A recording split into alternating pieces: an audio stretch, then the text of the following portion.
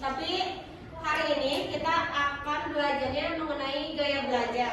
Karena kan gaya belajar kalian tuh pasti ada yang menebak-nebak, aku mah visual, aku mah audio, aku mah kinestetik. Kalau kalian mau tahu, nanti ada kuisnya yang bisa mengetahui ciri gaya belajar kalian tuh apa sih sebenarnya gitu. Jadi kayak misalnya ada yang suka belajarnya sambil mendengarkan musik.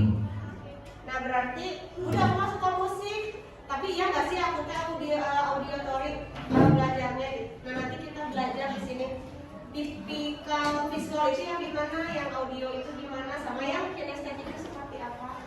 Nah gitu nanti di sini ada kuisnya yang bisa tahu misalnya kalian itu masuknya kategori apa. Nah apa sih gaya belajar itu gitu? Gaya belajar itu sebuah kegiatan secara optimal dari yang tidak tahu menjadi tahu. Tapi prosesnya ini ada yang berbeda-beda gitu. Walaupun kalau mayoritas orang Indonesia itu gaya belajarnya itu visual dengan intinya tuh lebih mudah melihat objeknya, baru dia bisa mudah paham dibandingkan dengan yang cuma ngedengerin aja. Nah, nih gaya belajar itu ada 3. Yang pertama ada visual, ada auditorial, sama ada kinestetik. Ini ada pengertiannya nih. Yang pertama ada visual. Lebih banyak menggunakan indera mata sebagai alat untuk menyerap informasi. Orang-orang visual banyak mengikuti ilustrasi atau membaca instruksi sendiri. Jadi biasanya visual itu kalian itu kalau misalnya mau bikin rangkuman tuh udah nggak pusing. Jadi kalian baca buku dulu, bukunya disimpan, baru kalian merangkum. Tapi nanti ada lagi gaya belajar yang lain, di mana kalian itu kalau merangkum itu harus lihat dulu bukunya, baru sama kalian ditandain, baru bisa bikin rangkuman. Tapi kalau ini kalian itu lebih mudahnya itu bikin instruksi sendiri, terus lebih menggunakan indera mata gitu. Jadi belajarnya itu mudahnya yang melihat. Nah kalau ciri-ciri tipe belajar visual, mengingat apa yang dilihat daripada yang didengar katanya. Terus ada lagi yang kurang pandai memilih kata saat berbicara, jadi agak bingung gitu memilih kata yang tepat. Tidak terganggu dengan keributan. Jadi kalau belajar dalam kondisi kelas yang tidak kondusif juga, kalian bisa jadi mudah. Kelasnya ribut tapi sedang belajar, tapi kalian bisa gitu menyerap pelajarannya tidak terganggu. Terus sulit mengingat instruksi atau perintah dalam bentuk lisan. Jadi misalnya kan udah lupaan, ke warung beliin bawang, terus beliin bawang, minyak, kencur, pergi ke warung, nah balik lagi. Nah itu tuh berarti bukan tipe yang salah satu tipe yang visual, karena sulit gitu untuk mengingat kata-kata. Terus ada yang pembaca cepat dan tekun. Jadi bacanya itu cepat gitu, nggak bisa, semakin bacanya lama semakin pusing karena nggak akan ingat gitu apa yang dia baca teh. Terus lebih suka membaca daripada dibacakan. Jadi lebih suka baca sendiri dibandingkan dibacain orang lain. Terus rapi, teratur, teliti, dan perencanaan yang terbaik.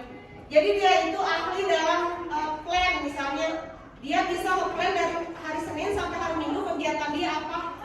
Dia bisa nge-plan itu gitu. Misalnya hari Senin kegiatan aku ABCD, sampai hari Minggu kegiatannya ABCD. Udah bisa nge-plan seperti itu. Jadi orangnya benar-benar teliti banget kalau tipenya visual. Nah ini ada strategi belajarnya. Bisa belajarnya dengan gambar-gambar, atau biasanya anak-anak yang visual ini ahli dalam membuat mind mapping. Jadi belajarnya itu mudah menggunakan peta konsep, mind mapping itu lebih mudah. Terus kayak membuat coretan estetik lebih senang kalau dibiarkan mengerjakan sendiri atau praktek langsung. Jadi si kinestetik ini dia lebih suka praktek daripada teori, lebih ngerti gitu kalau praktek daripada cuma teori doang.